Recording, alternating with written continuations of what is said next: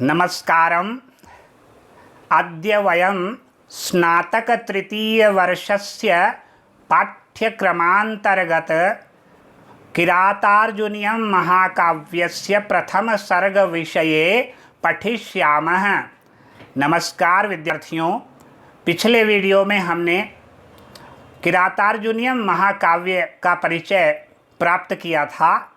आज हमारा जो विषय है उसका नाम है किरातार्जुनीयम महाकाव्य के प्रथम सर्ग का कथानक, अर्थात संक्षिप्त रूप में आज मैं आपको महाभारत से संबद्ध जो किरातार्जुनीयम महाकाव्य है उसके प्रथम सर्ग की क्या कथा है, उस संक्षिप्त रूप से कथा के विषय में आपके सामने थोड़ी जानकारी प्रस्तुत करूँगा।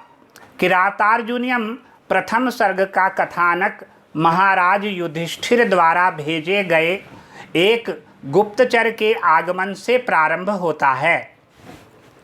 पांडवों के वनवासी हो जाने पर समृद्धशाली कुरु प्रदेश की कैसी दशा है, सुयोधन का प्रजा के प्रति कैसा व्यवहार है, यह सविस्तार जानने के लिए युधिष्ठिर ब्रह्मचारी वेशधारी वनेचर को भेजते हैं।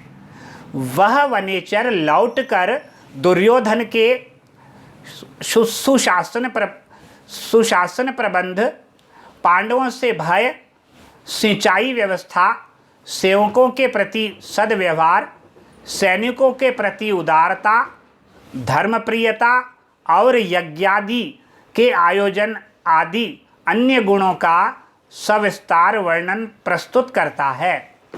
दुर्योधन की लोकप्रियता और चतुर्मुखी समृद्धि का सारा वृत्तांत युधिष्ठिर अपने अनुजों एवं द्रौपदी को बताते हैं। द्रौपदी शत्रु द्वारा किए गए अपमान को याद करके उसकी समृद्धि का वृत्तांत अपने पति के मुंह से सहन नहीं कर पाती। द्रौपदी युधिष्ठिर को उलाहना देती है। उपालंभ को हम साधारण भाषा में उलाहना कहते हैं। तो द्रौपदी युधिष्ठिर को क्या उलाहना देती है? उन्होंने अपनी सुंदर सद वंशोत्पन्न मनोरम पत्नी की ही तरह अपनी राज्य लक्ष्मी को भी गंवा दिया, इस प्रकार का वो उलाहना उन्हें देती है। इस सारे अनिष्ट के वे स्वयं उत्तरदायी हैं, ऐसा भी वो कहती है। वह स्वीकार करती है कि धर्मराज युधिष्ठिर को उपदेश देना वश की बात नहीं है, फिर भी वह उन्हें कुछ कह रही है। भवादृशेषु प्रमदा जनोदितम भवत्यधिक्षेप इवानुशासनम। फिर भी वह कहती है कि संसार में निष्फल क्रोधी जो होता है, वह कहती है कि संसार में निष्फल क्रोधी व्यक्ति कुछ नहीं कर सकता। क्यों नहीं कर सकता? जिसको क्रोध नहीं आएगा वह शत्रु उससे बिल्कुल भय नहीं खाएंगे। इसलिए समय समय पर क्रोध भी आवश्यक है।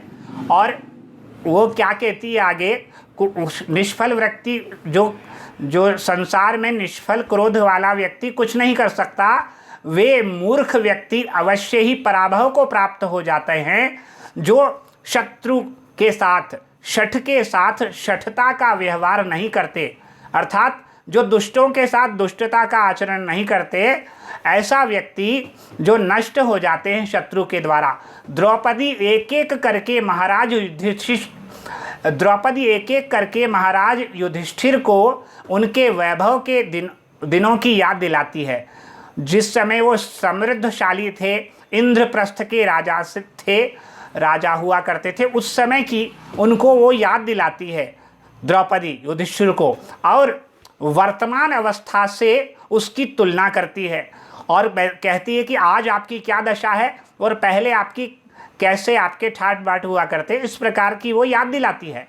इस प्रकार उद्गार व्यक्त कर देने पर द्रौपदी का जो अंतस्ताप है, मन की जो वेदना है, वो शांत हो जाती है और वह विनम्र स्वर में युधिष्ठिर जी के अभ्युदय की कामना करती है और अंत में युधिष्ठिर से वो क्या कहती है, रिपु तिमिर मुदस्योदीयमानं दिनादौ, रिपु तिमिर मुदस्योदीयमानं दिनादौ, दिनकृतमेव लक्ष्मी समत्वाम, दिनकृतमेव लक्ष्मी स्वाम समभ्येतु भूयः।